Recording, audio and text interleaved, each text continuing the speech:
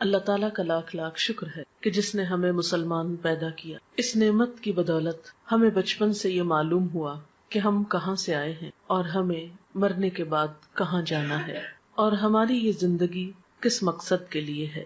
اللہ سبحانہ وتعالیٰ قرآن پاک میں فرماتے ہیں خلق الموت والحیات لیبلوکم ایکم احسن عملا، کہ اس نے موت اور زندگی کو بنایا کہ تمہیں آزما کر دیکھے تم میں اچھے کام کون کرتا ہے. ہم میں سے ہر ایک کے لیے یہ زندگی ایک امتحان ہے.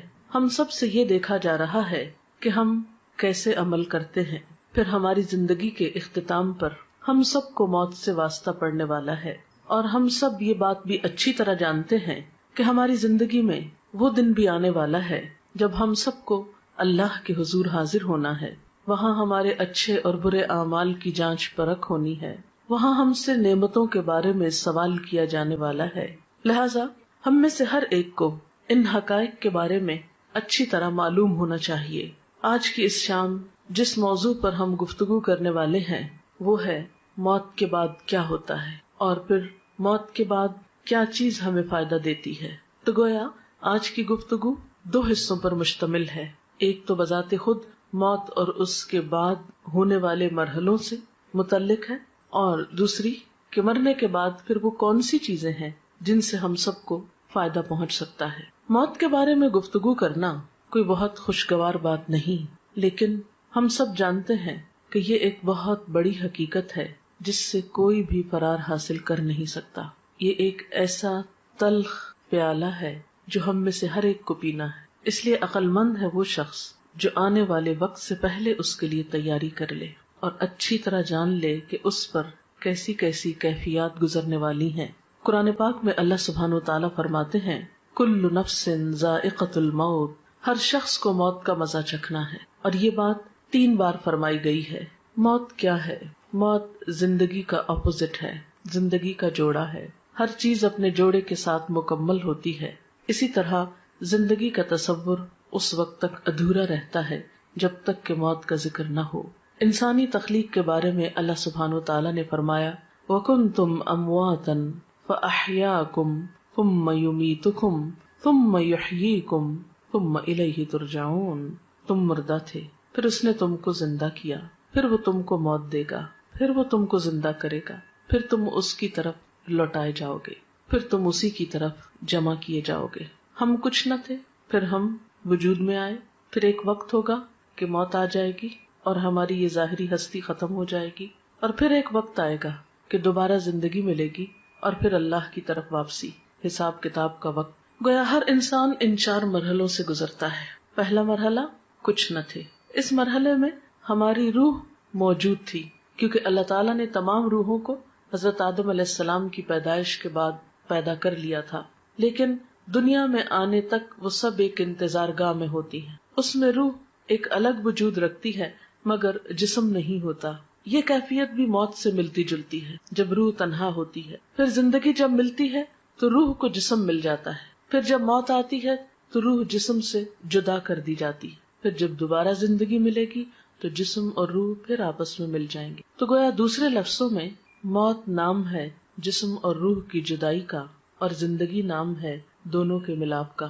ہم کچھ نہ تھے، ہم وجود میں آئے، ہماری روح کو جسم ملا، اور جب ہماری زندگی پوری ہو جائے گی، ہمیں دیا ہوا وقت مکمل ہو جائے گا، تو پھر ہم میں سے ہر ایک کو موت کی کیفیت سے لازماً دوچار ہونا ہوگا. وہ وقت بہت اداسی کا وقت ہوتا ہے. جدائی کا وقت تو ویسے بھی خاص زندگی میں ہی کسی سے جدائی ہو وہ ایک تکلیف دہ وقت ہوتا ہے. الگ ہونا، بچھڑنا کوئی خوشگوار بات نہیں. عارضی جدائیاں بھی تکلیف دہ ہوتی ہیں، لیکن کچھ جدائیاں پھر مستقل ہو جاتی اور اس کے بعد دوبارہ اس دنیا میں واپسی کا امکان نہیں. پھر انسان اگلے مرحلے طے کرتا ہے. وہ وقت نہ صرف یہ کہ روحانی طور پر ایک اداسی کا، تکلیف کا وقت ہوتا ہے، بلکہ جسمانی طور پر بھی ایک تکلیف دہ وقت ہوتا ہے. موت کے وقت کی ایک سختی ہوتی ہے. روح کے ساتھ جسم بھی اس تکلیف کو محسوس کرتا ہے. انسان کا بال بال دکھتا ہے. وہ وقت ایک بے ہوشی کا سا وقت ہوتا ہے. قرآن پاک میں سورۃ قاف میں اللہ تعالیٰ فرماتے ہیں وَجَاءَتْ سَكْرَةُ الْمَوْتِ بِالْحَقِّ، اور موت کی بے ہوشی یا موت کی سختی حق لے کر آ پہنچی. یعنی موت کے وقت ایک بے ہوشی کی سی کیفیت اور ایک تکلیف کی سی کیفیت ہوتی ہے. اسی لیے حضور صلی اللہ علیہ وسلم نے ایک دعا سکھائی، اللہم اعنی علی سکرات الموت وغمرات الموت. اے اللہ تو میری مدد فرما موت کی بے ہوشیوں پر اور موت کے وقت جو تکلیف ہے اس پر. اللہ سبحانہ وتعالی یہ بھی فرماتے ہیں، کلا اذا بلغت التراقی وقیل من راق وظن انہ الفراق والتفت الساق بالساق الی ربک یومئذ المساق. سورۃ القیامہ کی ان آیات میں بتایا گیا کہ جب جان حلق تک پہنچ جاتی ہے تو کہا جاتا ہے کہ ہے کوئی جھاڑ پھونک کرنے والا. آدمی یہ سمجھتا ہے کہ اب دنیا سے جدائی کا وقت آ گیا. اس وقت پنڈلی کے ساتھ پنڈلی مل جاتی ہے، یعنی انسان کی انتہائی بے بسی کی کیفیت ہوتی ہے. نہ کوئی علاج کام آتا ہے، نہ کوئی دم درود کام آتا ہے، اور انسان اپنی روح کو خیر بات کہہ دیتا ہے. حضرت جابر رضی اللہ تعالی عنہ کہتے ہیں، رسول اللہ صلی اللہ علیہ وسلم نے فرمایا، موت کی تمنا نہ کرو، لا تمنوا الموت. جان کنی کی تکلیف بڑی شدید ہے، اور یہ نیک بختی کی علامت ہے کہ اللہ کسی بندے کی عمر لمبی کر دے اور اسے توبہ کی توفیق عطا فرما دے. موت کے بعد جسم ہوتے وہ قبر میں ہوتی ہے، اور روح جو ہوتی علیین سجین میں ہوتی ہے. نیک لوگوں کی روح علیین میں ہوتی ہے جو بلند جگہ ہے، اور بدترین لوگوں کی روح سجین میں ہوتی ہے جو قید خانہ ہے، اور وہاں ان کے ساتھ جو بھی معاملہ ہوتا ہے جزا یا سزا کا. لیکن قبر کے اندر یا جسم جہاں پر بھی ہو ایک لنک اس کا برابر رہتا ہے، جس سے جسم بھی تکلیف محسوس کرتا رہتا ہے، خواہ وہ ایک گھڑے کے اندر ہو یا پھیلا ہوا ہو. یہ بالکل ایسے ہی ہے جیسے کروڑوں میل دور سورج ہونے کے باوجود اس کی کرن ہمارے جسم پہ پہنچتی ہے تو ایک کنیکشن ہو جاتا ہے، اور ایک جیسے شعاع آپ کی آنکھ میں اگر ریفلیکٹ ہو کے بھی آتی ہے تو ایک پیئرسنگ افیکٹ ہوتا ہے اس کا. تو اسی طرح قبر میں مردے کو جو عذاب ہوتا ہے یہ قرآن و حدیث سے ثابت ہے. لیکن شہداء کی روحیں جو ہیں وہ جنت میں ہوتی ہیں، ان کو رزق دیا جاتا ہے اور ان کے ساتھ اچھا معاملہ ہوتا ہے. آپ نے فرمایا شہیدوں کی روحیں سبز پرندوں کی شکل میں قندیلوں میں رہتی ہیں جو عرش الہی کے نیچے لٹکی ہوئی ہیں. جب چاہتی ہیں جنت میں سیر کے لیے چلی جاتی ہیں، اور جب چاہتی ہیں واپس آ کے انہیں قندیلوں میں بیٹھ جاتی. یہ مسلم کی روایت ہے. حضرت عبداللہ بن عباس کہتے ہیں کہ آپ صلی اللہ علیہ وسلم نے فرمایا، شہداء جنت کے دروازے پر بہنے والی خوبصورت نہر کے سبز گنبدوں میں ہیں جہاں انہیں صبح شام ان کا رزق دیا جاتا ہے. اس کے بعد یہ کہ قیامت کا دن آتا ہے اور انسان کا حساب کتاب شروع ہوتا ہے. میں اس کی تفصیلات میں نہیں جاؤں گی. میں اپنے لیکچر کا دوسرا اہم ترین حصہ کہ مردے کے لیے پھر ہمیں کیا کرنا چاہیے وہ تو پہنچ گیا جہاں اس کو پہنچنا تھا. ان احادیث کی روشنی میں اور قرآنی آیات کی روشنی میں زیادہ بڑا فرق جو ہے وہ مسلم اور کافر کا ہے، اور ایک چیز بیچ میں منافق کی بھی آتی اور برے اعمال کی بھی آتی. بہرحال قیامت کے دن انسان کی شکلوں صورتوں کو، اس کے مال کو، پراپرٹی کو، جائیداد کو، اس کی ذہانت اور اس کی ڈگریوں کو، سرٹیفکیٹس کو نہیں دیکھا جائے گا. اس کی نیت دیکھی جائے گی، اس کا اخلاق اور اس کے اعمال اور اس کا کردار دیکھا جائے گا کہ اس نے اللہ تعالیٰ کی پسند کے کتنے کام کی. مثلاً ایک شخص زبان کھولتا ہے اور غلط باتیں کرتا ہے، جھوٹ بولتا ہے، الزام تراشی کرتا ہے اور ساتھ نماز بھی پڑھتا ہے. ایک شخص شہید ہو رہا ہے اور ساتھ والدین کی نافرمانی وہ کرتا ہے. تو کچھ مسلمان ایسے ہوں گے کہ جن کے ملے جلے عمل ہوں گے. اب یہ اللہ تعالیٰ پر ڈپینڈ کرتا ہے کہ وہ کس کے ساتھ کیا معاملہ کرے. دیکھیں نا، آپ انسانوں میں کچھ انسان ہوتے ہیں جو آپ کے دوست ہوتے ہیں، آپ کو معلوم ہے کیسے معاملہ کریں. کچھ دشمن ہوتے ہیں، آپ کو پتا ہے. کچھ بیچ کے لوگ ہوتے ہیں، پھر وہ اللہ کی مرضی جس کیٹیگری میں ان کو رکھے. لیکن بہرحال نبی صلی اللہ علیہ وسلم نے جب صحابہ کرام کے سامنے ان سب باتوں کا ذکر کیا تو صحابہ کرام ایک موقع پر اتنا روئے کہ سب نے اپنے منہ پہ کپڑے ڈال لیے اور سسکیاں لے لے کر روئے. ان سب نے یہ محسوس کیا گویا یہ ساری باتیں ہمارے ہی بارے میں کی گئی ہیں. لیکن جب ہمیں اس طرح کی کوئی بات سنائی جائے تو ہم کہتے ہیں نہیں یہ تو کافر کی بات ہے، منافق کی بات ہے، ہم تو کلمہ پڑھتے ہیں اس لیے ہم پہ کوئی اثر نہیں. لیکن ٹھیک ہے ہم کلمہ پڑھتے ہیں، لیکن یہ بھی دیکھنا چاہیے کہ کلمے کی تصدیق کتنی کرتے ہیں، اس کو سچا کتنا مانتے ہیں، اور اللہ تعالیٰ کو بڑا کتنا مانتے ہیں، اس کی اطاعت کتنی کرتے ہیں. یہ بات بھی ہم سب کو سوچنے کی ہے. بات یہ ہے کہ عمل سے ہی انسان کی زندگی بنتی ہے، اور اللہ تعالیٰ بھی انسان کے عمل کو دیکھتا ہے. اس لیے ہم سب کو یہ دیکھنا چاہیے کہ ہم نے اپنی آخرت کے لیے کیا تیار کر رکھا ہے. جیسے کہ قرآن پاک میں آتا ہے وَلْتَنْظُرْ نَفْسٌ مَّا قَدَّمَتْ لِغَدٍ، چاہیے کہ ہر شخص دیکھے اس نے اپنے کل کے لیے کیا تیاری کی ہے. سورۃ یاسین میں بھی اللہ سبحانہ وتعالیٰ فرماتے ہیں اِنَّا نَحْنُ نُحْيِي الْمَوْتَىٰ وَنَكْتُبُ مَا قَدَّمُوا وَآثَارَهُمْ وَكُلَّ شَيْءٍ أَحْصَيْنَاهُ فِي إِمَامٍ مُبِينٍ، کہ یقیناً ہم مردوں کو زندہ کریں گے اور ہم لکھ رہے ہیں جو کچھ وہ آگے بھیجتے ہیں اور جو اپنے آثار چھوڑ رہے ہیں، اور ہر چیز کو ہم نے ایک کھلی کتاب میں لکھ رکھا ہے. تو گویا ہر انسان کا نامہ اعمال دو چیزوں پر مشتمل ہے، ایک وہ جو اپنی زندگی میں کام کرتا ہے اچھے یا برے، دوسرے وہ جو اس کے بعد اس کے نام پر یا اس کو دیکھ کر لوگ کرتے ہیں. مثلاً اس کے جتنے بھی آثار ہیں، آثار سے مراد نشانیاں ہوتی ہیں، اثر کی جمع ہے. بچے اس کی نشانیاں ہیں، یا اس کا علم اس کی ایک نشانی یا علامت ہے، یا اور اس کے کچھ اچھے اعمال. ایسے اعمال کا اس کو بعد میں بھی بونس ملتا رہتا ہے، اجر ملتا رہتا ہے، لیکن نئے عمل کرنے کا وقت ختم ہو جاتا ہے. اس لیے ہم دیکھتے ہیں کہ نبی صلی اللہ علیہ وسلم نے فرمایا مرنے کے بعد انسان کے اعمال کا سلسلہ منقطع ہو جاتا ہے سوائے تین چیزوں کے جن کا ثواب میت کو پہنچتا رہتا ہے.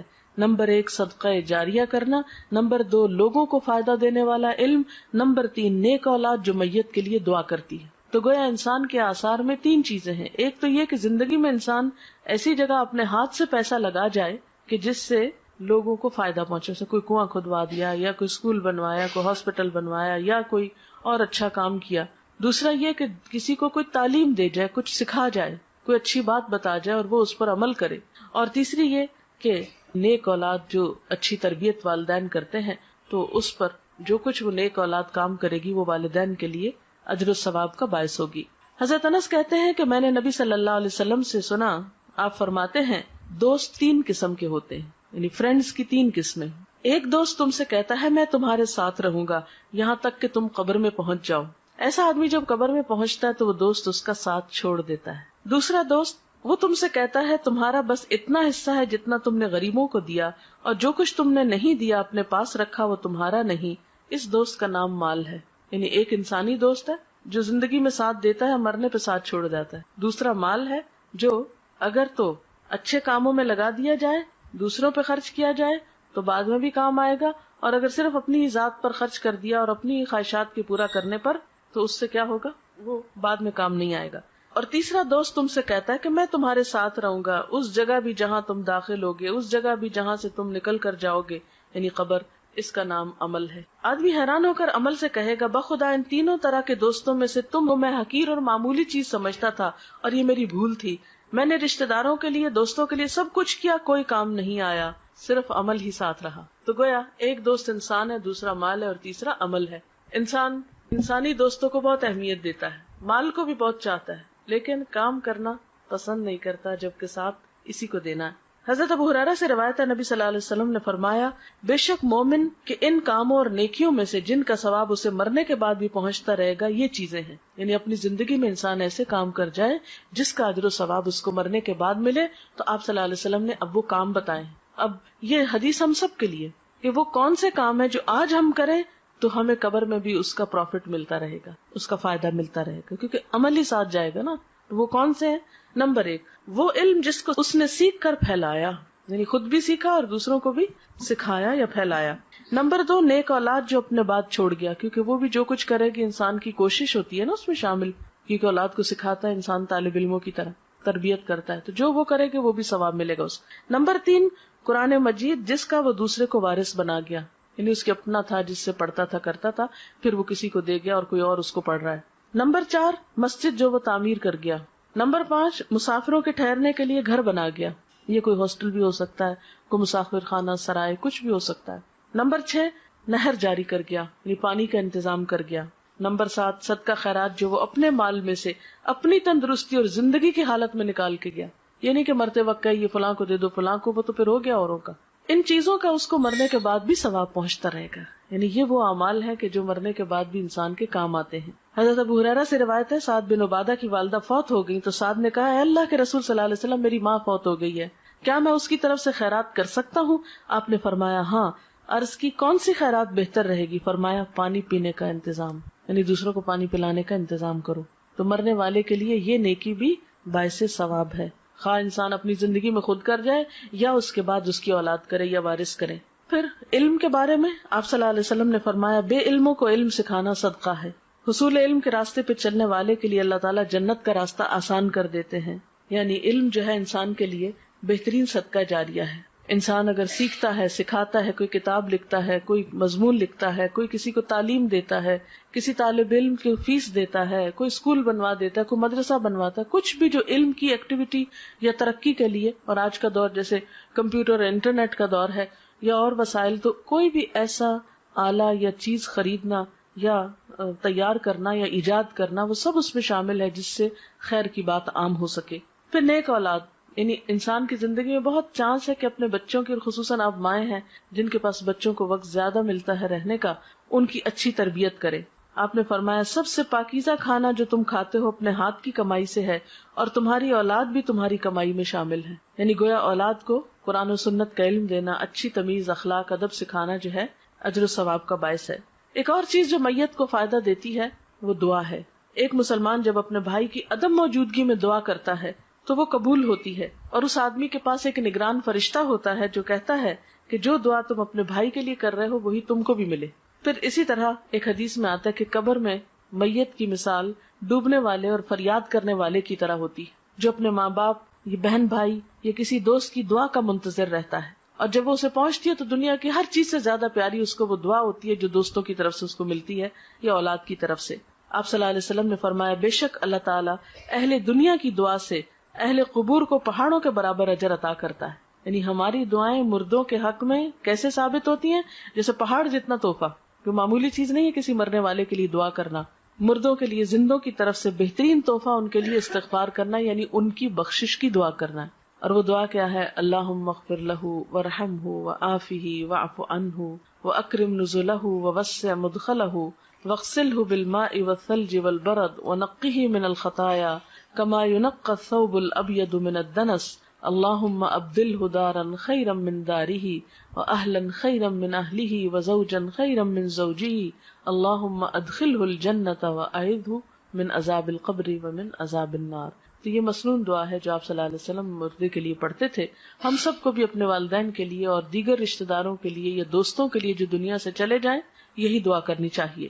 ہم سب کے پاس جو وقت ہے، صحت ہے، جوانی ہے، یہ ساری نعمتیں ایسی ہیں کہ جن کے بارے میں ہم سے سوال کیا جائے گا، حساب ہوگا. تو بات یہ ہے کہ ہمیں دو کام کرنے ہیں. ایک تو یہ کہ اپنے لیے ایسے کام کرنے ہیں جو ہمارے مرنے کے بعد ہمارے اپنے لیے صدقہ جاریہ بنے.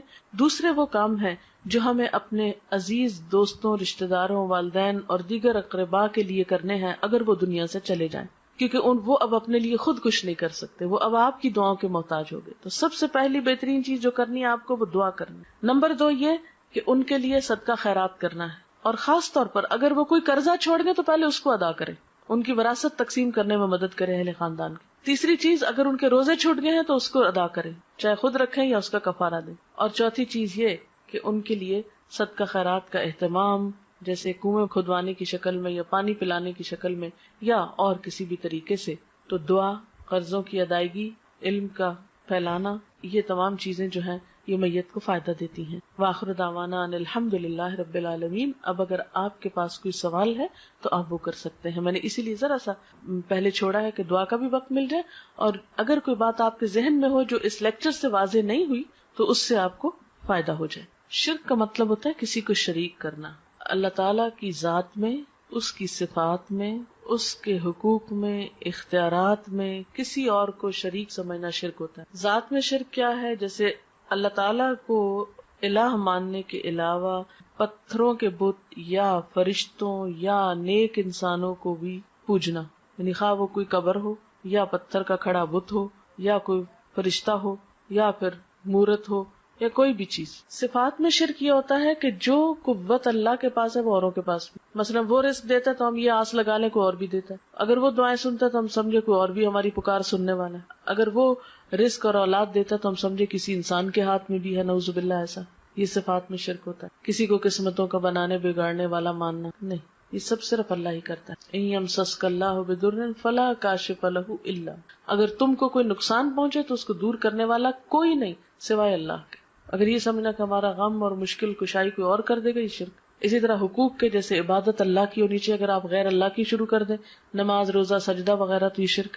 اختیارات، یہ کہ جیسے اختیارات اللہ کے اگر کسی اور میں سمجھے تو یہ بھی شرک. سوال ہے میت کے نام پر کھانا پکا کر کسی کو کھلانا یا مسجد میں بھیجنے سے میت کو فائدہ ہے یا نہیں؟ اگر وہ کسی غریب کو آپ کھلا رہے ہیں، کسی ضرورت مند کو دے رہے ہیں، تو انشاءاللہ فائدہ پہنچے گا، یعنی صدقہ اس کے نام پر آپ کر رہے ہیں، اس کو فائدہ پہنچانے کا۔ لیکن اگر وہ پکا کر خود ہی بیٹھ کے کھا لیتے ہیں، جیسے ہمارے ہاں ہوتا ہے کہ تیسرے دن کل کرتے ہیں اور اس میں اچھے اچھے فروٹ کاٹتے ہیں اور وہ سب آئے ہوئے دوست رشتہ دار کھا پی کے گھروں کو چلے جاتے ہیں، پارٹی کا سما ہوتا ہے، تو یہ تو کوئی صدقے کی قسم نہیں ہے۔ یا پھر یہ کہ ہر جمعرات کو ہم اسی طرح کا کام کرتے ہیں، یا 40 دن گزرنے پر ہم دیگ چڑھاتے ہیں اور سب ایک جیسے دعوت ہو رہی ہے سب کی، آئے بیٹھے کچھ اور کھایا پیا اور چلے گئے، تو صدقہ ہے نا، یعنی کسی غریب کو کھلانا، کسی ضرورت مند کو دینا۔ تو میت کے نام پر اگر آپ صدقہ کرنا چاہتے ہیں تو ضرورت مندوں کو دیں، یتیموں کو دیں، بیواؤں کو دیں، مسکینوں کو دیں، یہ صدقہ ہوگا۔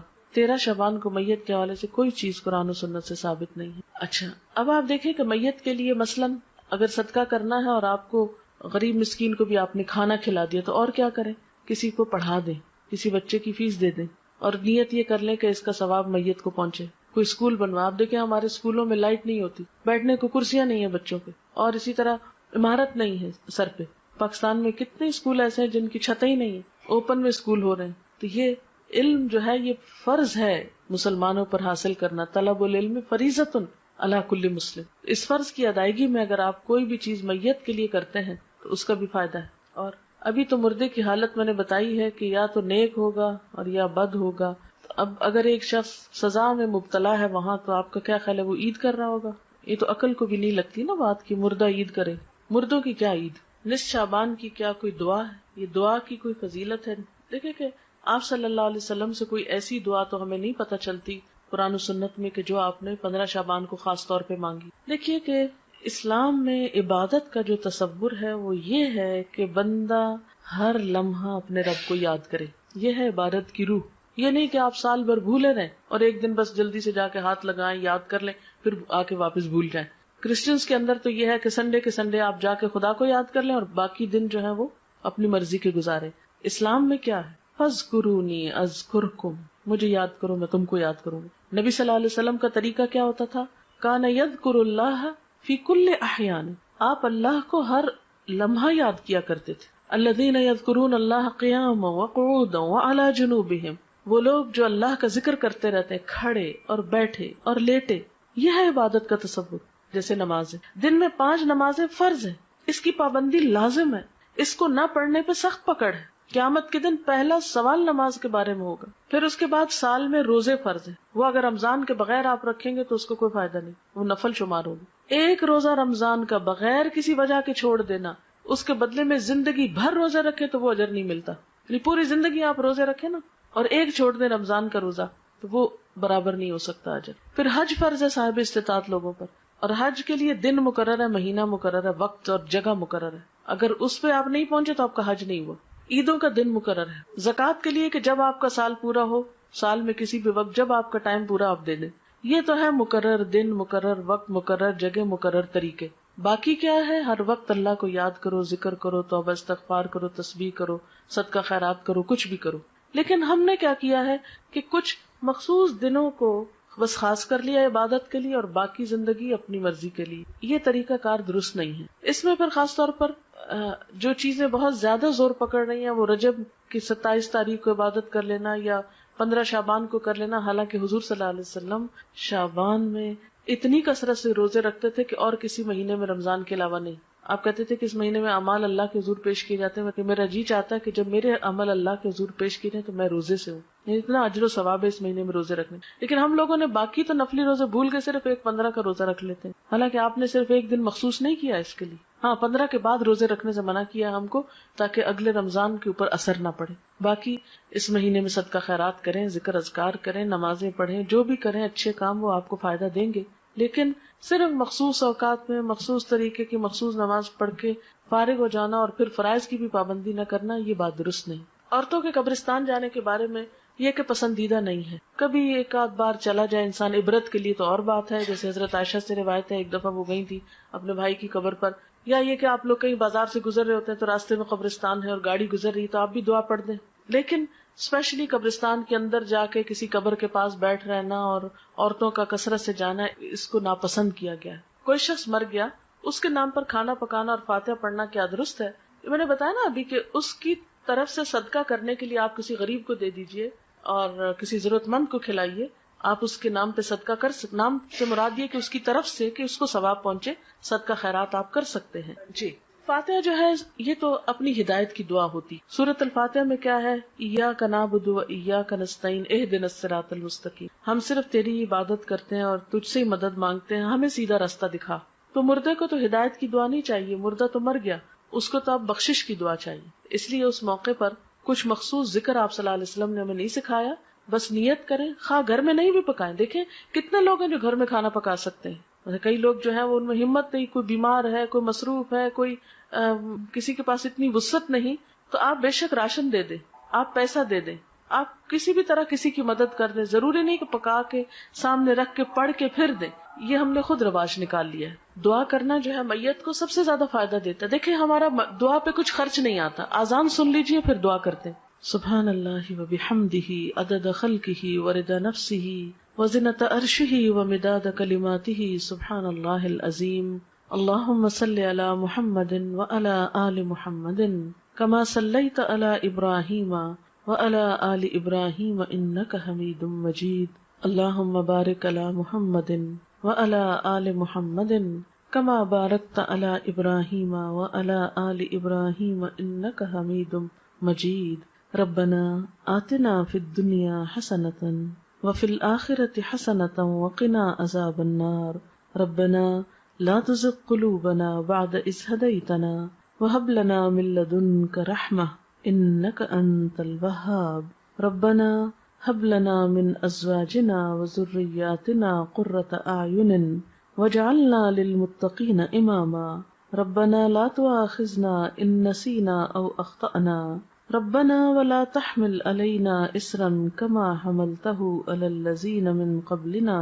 ربنا ولا تحملنا ما لا طاقة لنا به واعف عنا واغفر لنا وارحمنا أنت مولانا فانصرنا على القوم الكافرين.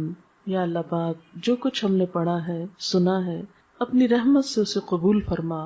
یا اللہ جو باتیں آپ کی مرضی کے مطابق ہوئی ہیں، آپ کو پسند آئی ہیں، ہم سب کو اس پر عمل کی توفیق عطا فرما. اگر کوئی بات بھولے سے زبان سے ایسی نکلی ہے جو آپ کو پسند نہیں آئی تو ہم سب کو اس سے دور کر دے. یا اللہ تو ہمارے گناہوں کو معاف کر دے، ہمیں ہدایت عطا فرما، ہمیں ان کاموں کی توفیق دے جن سے تو راضی ہو جائے. اللہ ہمیں اپنی محبت عطا کر دے، اپنے حبیب محمد صلی اللہ علیہ وسلم کی محبت عطا کر دے، نیک بندوں کی محبت عطا کر دے. یا رب العالمین تو ہمارے گناہوں کو معاف کر دے، ہماری کوتاہیوں سے اور سستی سے درگزر فرما. یا اللہ تو ہمیں اس زندگی میں ان کاموں کی توفیق دے جن سے تو راضی ہو جائے. اللہ ہمارے والدین پر اپنی رحمت فرما. یا رب العالمین ریحانہ اور رخسانہ کی والدہ پر اپنی رحمت فرما، ان کے درجات بلند فرما، ان کو اپنی عافیت میں رکھ، ان کو جنت الفردوس کے اعلیٰ مقام میں جگہ عطا فرما، انہیں آخرت کی بہترین بھلائیاں نصیب فرما، ان کی اولاد کو ان کے لیے صدقہ جاریہ بنا، انہیں بہترین نیک اعمال کی توفیق دے جو ان کی والدہ کے لیے بہترین اجر کا سبب ہوں. یا رب العالمین ہم سب بھی اس رستے کے مسافر ہیں، ہمیں بھی ان کاموں کی توفیق دے جو ہمیں وہاں کام آنے والے ہیں. ہماری موت کی سختی کو ہم پہ آسان کر دینا، نیک فرشتوں سے ہمارا واسطہ ہو. یا اللہ ہمیں قبر کے عذاب سے بچانا. یا اللہ تو ہمارا خاتمہ ایمان پر فرمانا، آخری وقت کلمہ نصیب فرمانا. یا اللہ ہماری اولادوں کو ہماری آنکھوں کی ٹھنڈک بنا، انہیں دنیا اور آخرت میں کامیابی دے. یا اللہ ہمیں نیکی کے کاموں کی توفیق دے، برائیوں سے بچنے کی توفیق عطا کر دے. اپنی ذات پر ہمیں مکمل ایمان اور بھروسہ عطا کر دے. جتنی بہنیں یہاں آئی ہیں سب کا آنا قبول کر، اس گھر پر اپنی خیر و برکت نازل فرما، سب کے دکھ تکلیفیں پریشانیاں دور فرما، ہم سب کو اپنی رحمت سے ڈھانپ لے، ہم سے درگزر فرما. تو ہی ہمارا مولا ہے، ہم سب پر اپنی رحمت فرما. ربنا تقبل منا انک انت السمیع العلیم وتب علینا انک انت التواب الرحیم. وصلی اللہ تعالی علی خیر خلقہ محمد وعلی آلہ واصحابہ وأہل بیتہ اجمعین برحمتک یا ارحم الراحمین. الہی آمین. سبحانک اللہم و بحمدک نشہد ان لا الہ الا انت نستغفرک و نتوب الیک۔ رخسانہ، کچھ کیسٹ اور کتاب شاید آپ کو اپنی والدہ کے صدقہ جاریہ کے لیے تقسیم کرنا چاہتی ہیں، اس کے لیے میں آپ کو تھوڑا سا گائیڈ کرنا چاہوں گی کہ جب بھی آپ نماز پڑھیں اور قرآن پاک پڑھیں تو یہ چھوٹی سی دعاؤں کی کتاب ہے، اس کو آپ اپنے پرس میں رکھ لیں، اپنے کہیں بھی قریب رکھ لیں۔ تو ویسے تو اتنی دعائیں زبانی یاد نہیں ہوتی، بھول بھی جاتے ہیں ہم، ترتیب یاد نہیں ہوتی، تو آپ کیا کر سکتے ہیں کہ قرآن پاک کے بعد دعا قبول ہوتی ہے، اس وقت آپ وہ کتاب کھولیں، 5 دعائیں، 10 دعائیں، 20 جتنی آپ میں توفیق ہو ان کو پڑھ لیں، نشانی رکھ لیں، پھر اگلی نماز کے بعد پھر اگلی 5-10 پڑھ لیں، پھر اگلی نماز کے بعد اس طرح کر لیں، یا اگلی تلاوت کے بعد، کیونکہ میرا خود اپنا طریقہ یہی ہے کہ میں جب بھی نماز یا قرآن پڑھتی ہوں تو پھر ان دعاؤں کو آگے آگے چلاتی جاتی ہوں۔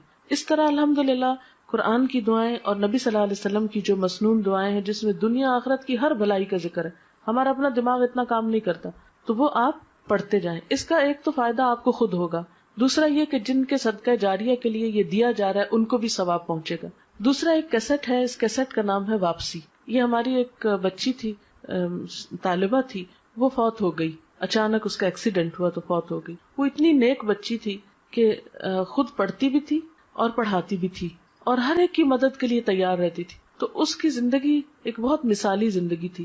اور اس کے علاوہ تعزیت کے کچھ آداب اور واپسی کا جو سفر ہے دنیا سے، اس پہ کچھ باتیں اس کیسٹ میں موجود ہیں، آپ خود بھی سنیں، اوروں کو بھی سنائیں، تو اس سے بھی انشاءاللہ ان کی والدہ کے لیے بھی اور خود اس بچی کے لیے جو فوت ہوئی ہے ایک صدقہ جاریہ ہوگا۔ اگر ہم دوسروں کے لیے بھلائی سوچیں گے، ہم دوسروں کے لیے خیر سوچیں گے، تو انشاءاللہ اللہ تعالی ہمارے لیے بھی کوئی خیر کا راستہ نکال دے گا۔ السلام علیکم ورحمۃ اللہ وبرکاتہ۔